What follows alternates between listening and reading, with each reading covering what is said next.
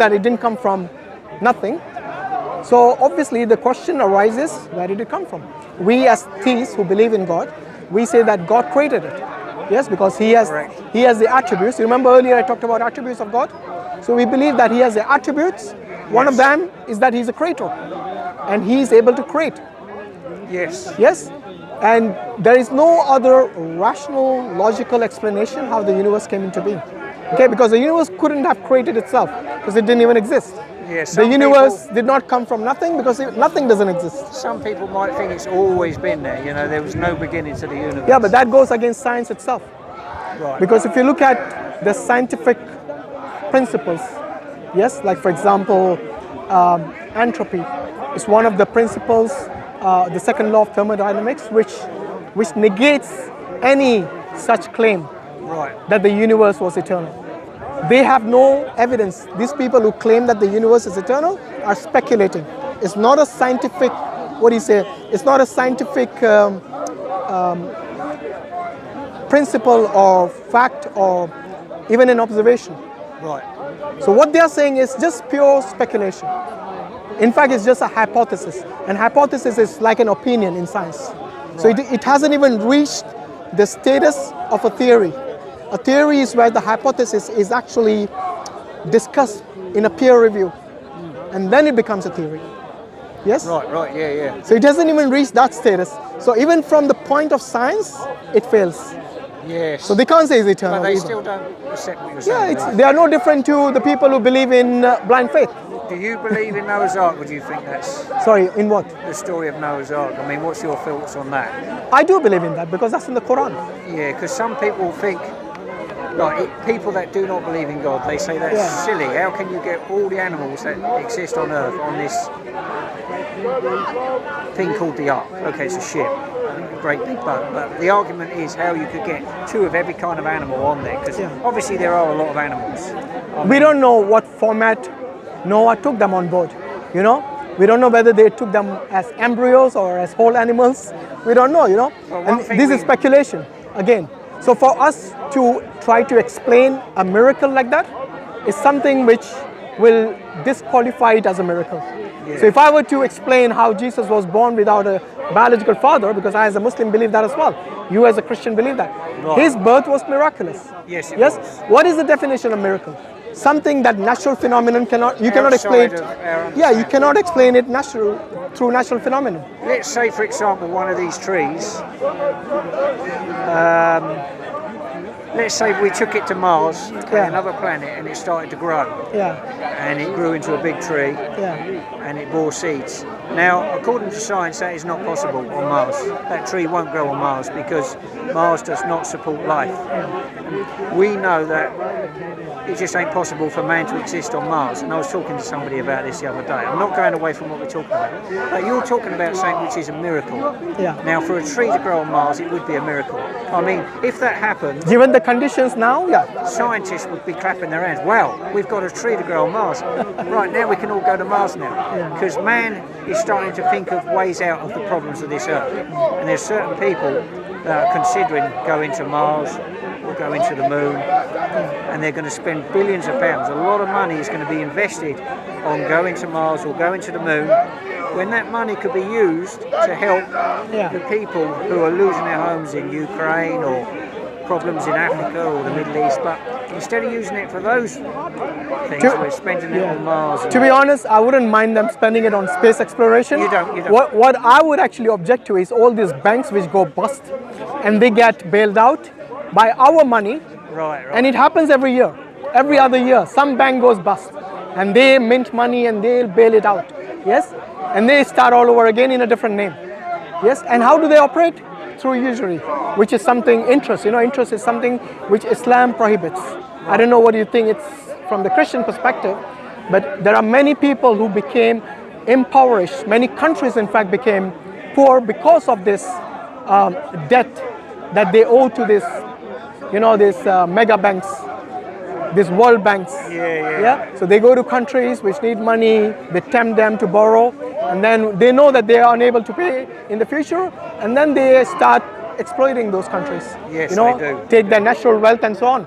So I would rather object to these people who right in front of our eyes on planet Earth are looting people day and night and taking advantage of the poor people and the countries which are not that wealthy. Now, somebody This is told exploitation me, of human beings. Yeah, forget about Martians. somebody's told me quite a few times that the Freemasons own the banks. Now, I don't know if you heard of Freemasons. Yeah, of course I have. Do you believe that they own the banks? That's a whole new discussion. Yeah, I know. To be honest, we are going to stray from our original discussion which we were having.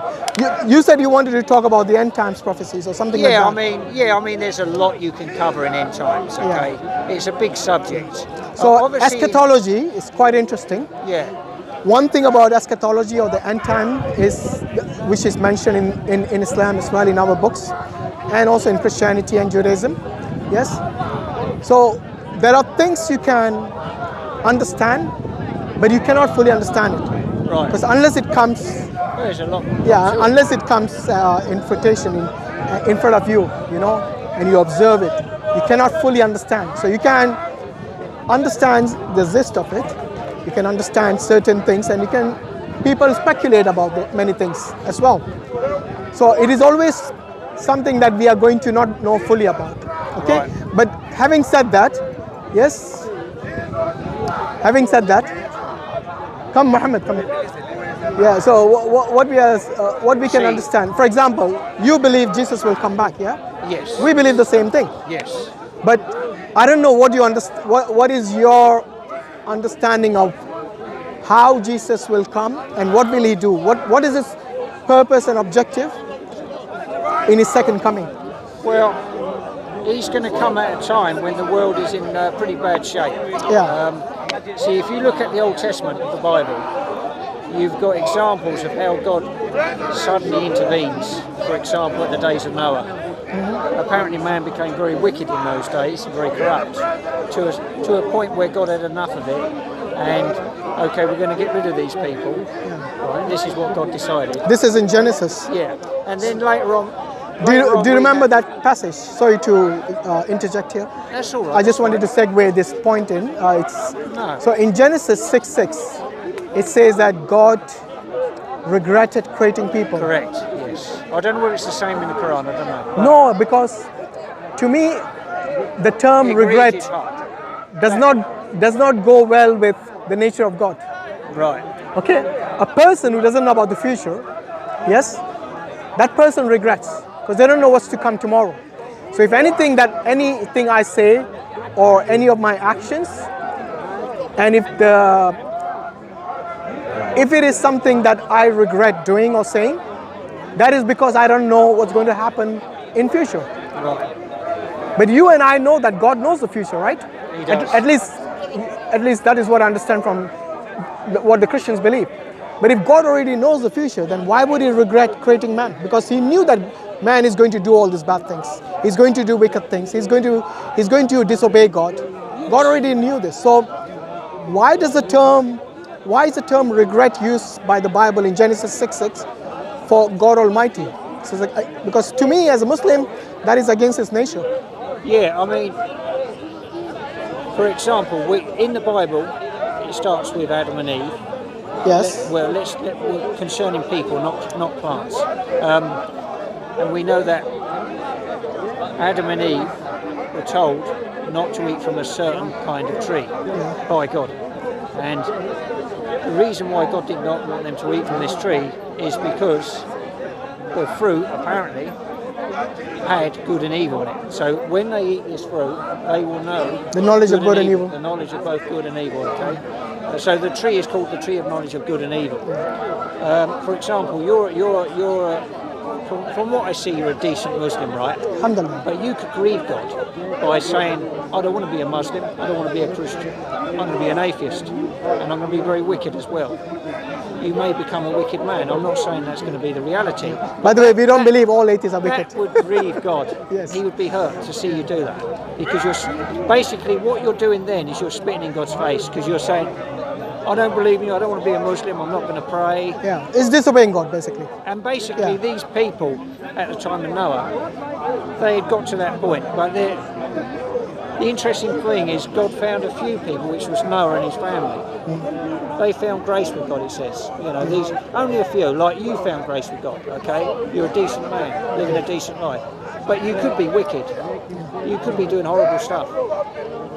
But this other lot, they... I mean, I understand the story of Noah. What I'm trying to understand is that why would this label of regret, why is this allegation of regret addressed to God Almighty? Because He knows the future. So that is what I want to understand from you. From looking at it, from looking from the beginning, from Adam and Eve, it looks like evil is winning in the heart of man, from going from Genesis all the way up to... Did God know that? Did God know that was going to happen? Yes, He would have done. So if you knew it, then why regret? Very good question, Hashim. Very good question. I mean, I'd love to ask God that one myself, actually. Yeah. I mean, I'm not putting you on the spot here. I'm just asking you to think about it. And if you don't know, you're free to go and research it, and then maybe we'll have a discussion next time where you can respond to it. But I personally see this as being unfair to address God as someone who regrets. Yeah. You see what I mean? Yeah. Because as a Muslim, to me, that's kind of a blasphemous statement to make against God who knew the future. Okay. And for Him to regret, because Allah, when He created Adam, yes, He knew his weakness. Because Allah gave this option of free will to Adam, to either obey or disobey. Right. And the same, obviously, to his progeny, the humankind. Yes? Yeah. So we, as human beings, have the option to obey or disobey God. We can be wicked Yes. or righteous. Exactly. It's a choice. Yes. So your understanding of angels might be different, but for us as Muslims, we believe that the angels do not have such a choice. Right. They cannot do evil. Right. Okay? They are the servants of God who always obey Him. They never commit evil, never sin, never disobey Him. See, in Christianity, because you're an experienced Muslim in teaching doctrines, okay? So you probably know that according to Bible teachings, Satan and a third of the holy angels rebelled against God and decided to go their own way. Yeah. And they are on the earth, according to the Bible, and they are behind many things on the earth. Yeah. And of course they're behind man. In the Bible it says, for we wrestle not against flesh and blood, but against principalities and powers, which we cannot see. We can't see it. And we wrestle against these things. So this is Satan and his army. Yeah, like so these fallen angels. Yeah, They you see, were this made is by God, but they rebelled. Yeah, of course. So this is, I think, one of the key differences between Islam and Christianity. For us, angel, the Satan, and his cronies or his army, they are not angels. They never were angels. Okay. They are actually another creation called the jinn. Okay. Okay, so we have three key creations from at least other than the animals and birds and fishes and so on. So they are the angels, the jinn, and the insan. The insan is obviously the human being. The angels, but the angels are not the Satan. The Satan is from another creation called the jinn. The jinn is actually created from fire. Angels are created from light. Human beings are created from dust, which you will agree as well, because Adam was created from dust. Right. Yes, and we as Muslims also believe that. So three different creations. God created them with from three different sources. One is from light, one is from fire, the other is from dust. Now the angels don't rebel. The angels do not commit sins. The angels do not disobey God. Okay, that creation is created from light. And the other two creations, the jinn and the insan, the jinn and human beings, they both are given free will. Okay. Yes, because they have been given free will, they are able to commit sins. They are able to disobey God, and they're also able to obey God and do good things. Both of them, yeah. The jinn. Do you mind if I hook you on? Yeah, Sure. It helps. Brother Hashim, mashallah. Barakallah fiqh. So we believe that because these two creations, the jinn and the insan, they were given the free will, yes, God will hold them to account on the day of judgment. Right. Yes? Okay. The Satan already, his fate is already sealed. Because he rebelled in front of God directly. When God told him to prostrate to Adam, and this was not a prostration of worship, but because God told him and told the angels as well to prostrate, everyone prostrated, all the angels prostrated, the only one who didn't prostrate is the Satan, is the Iblis, which we call. Right, Yes? right. And he's from the jinn. Right. So because he openly rebelled against God, and this is someone who knew God, who has seen the unseen, he has seen the angels, yes? And he rebelled directly against God.